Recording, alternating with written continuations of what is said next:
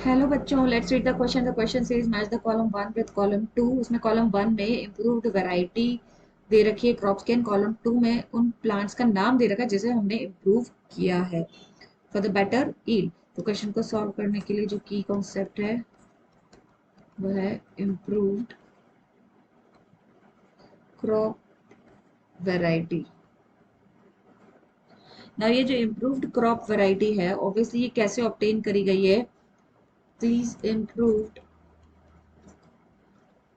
Crop variety obtained by plant breeding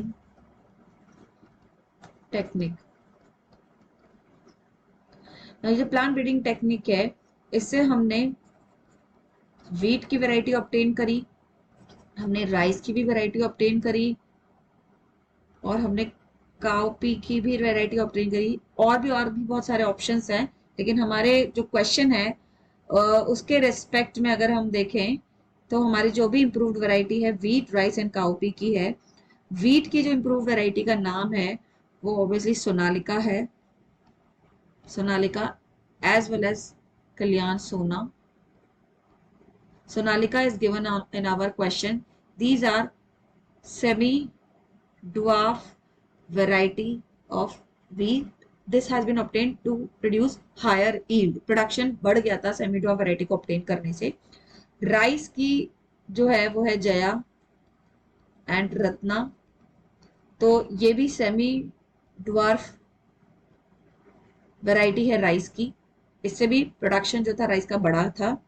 cowpea का जो नाम है वो है पूसा कोमल.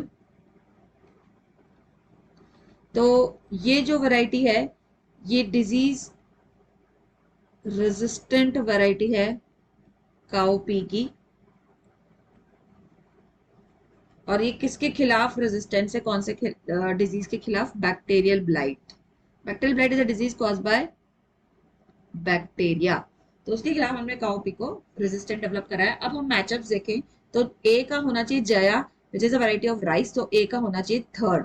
अब यहाँ ऑप्शन में अगर हम देखें ए का थर्ड, तो फोर्थ ऑप्शन में हमें ए का थर्ड दे रखा है. सोनालिका इज रेजिस्टेंट या it's a variety of wheat, तो यस बी का होना चाहिए first which is again given on option 4. Pusa Komal is a variety of cowpeas, तो सी का ऑप्शन हमें सेकंड से मैच होना चाहिए, सी का सेकंड. तो एक ही ऑप्शन है जिसमें ये तीनों बिल्कुल सही लिखे गए हैं, लाइक चूज किए गए, that is option number fourth. That A का थर्ड, बी का फर्स्ट एंड सी का second. So will go with answer fourth. So I hope you understood well. Best of luck.